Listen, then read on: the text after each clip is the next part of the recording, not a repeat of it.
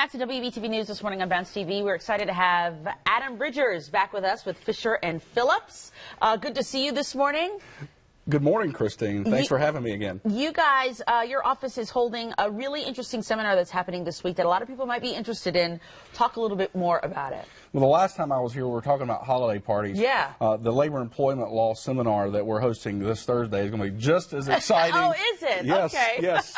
And it's going to have a lot of important topics. Yeah. Most importantly, we are actually going to, it's called The Good, Bad, and Ugly. I'll be signing autographs on behalf of Clint Eastwood, since he won't be there in present. Oh, really? Okay. I'm kidding. Yeah, right. But right. we're gonna Clint Eastwood's not going to be there, okay, but we are. Let's clarify that, right? But we are going to have someone equally as exciting. Yeah. We're going to have a special agent from SLED, South Carolina Law Enforcement Division, who's going to keynote the seminar and talk about active shooter situations in the workplace. Okay. We're also going to cover some OSHA topics that have come up this year. Yeah. We're going to cover employment agreements. We're going to cover how the National Labor Board affects both union and non-union employers. Sure. We're going to talk about political talk in the workplace, whether it's a good thing, bad thing, how you facilitate that, and how you control that as an employer. Sure. And there's all these changes with the laws that probably happen year to year. People aren't always up on. So. Well, one of the really big changes that's coming up is in FLSA. They're going to change the white-collar overtime exemption. So some folks that previously would not be entitled to overtime are going to be entitled when this new law goes into effect. Okay. But it's going to be on Thursday, 9:30 to 4. We're doing it at the Fairfield Inn, which is right across from the courthouse on South McDowell Street. Now, Adam, you're specifically going to be talking about what's been a hot-button issue, not only here in Charlotte, across the state, nationally, HB2, and that state law now in place.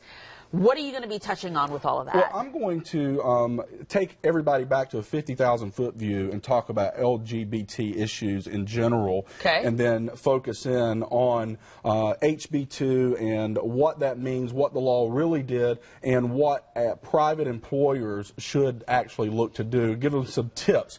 I'm actually going to walk them through a practical scenario of a transitioning employee. So if an employee comes to you and announces their intentions to transition, how do you work with that employee and the rest of the workforce to ensure that goes smoothly?